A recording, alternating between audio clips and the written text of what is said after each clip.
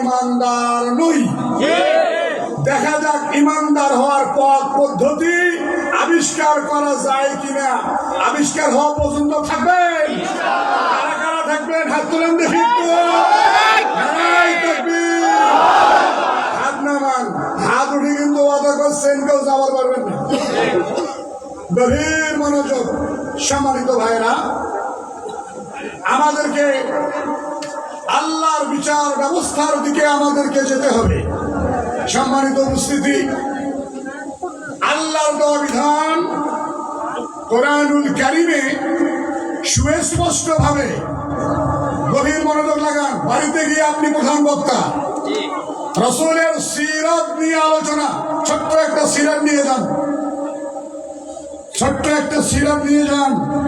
عن عبد الله بن عمرو رضي الله تعالى عنه أن رسولا سأل يا رسول الله أي الإسلام خير؟ قال تطعم الطعام وتقرأ السلام على من عرفت ومن لم تعرف متفق عليه। একজন সাহাবী রাসূলকে জিজ্ঞাসা করল, ইয়া রাসূলুল্লাহ আইয়ুল ইসলামি খায়র? ইসলামের সর্বোত্তম কাজ কোনটা? রাসূল দুইটা সর্বোত্তম কাজের কথা বললেন। নাম্বার 1, তুতঈমুত তাআম, অন্যদেরকে খানা খাওয়াবে। ওয়া তাকরাউস সালাম, তুমি সালাম দেবে। আলা মান আরাফতা ওয়া মান লাম তারিফ, তোমার পরিচিত অপরিচিত সবাইকে সমানভাবে সালাম দেবে। কার কথা?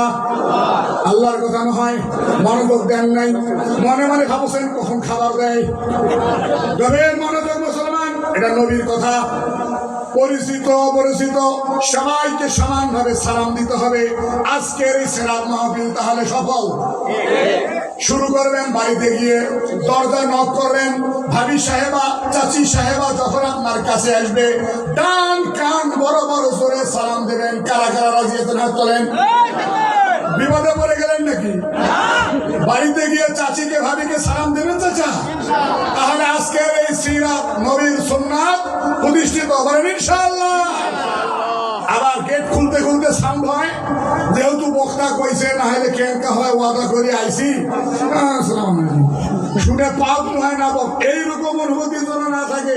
দরজা খোলা হইবে, দরজার সাউন্ড বন্ধ, চাষি ভাবির ডাইন কানে বেশি শোনে মানুষ, ডাইন কানে জোরে যায় সালাম দিবেন। পারবেন তো ইনশাআল্লাহ?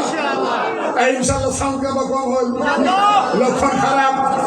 জোরে সোরে সালাম দিতে হবে। তাহলে আজকের এই জঙ্গল বাজারের সিরাত মাহফিল সফল ইনশাআল্লাহ। গভীর মনোযোগ মুসলমান।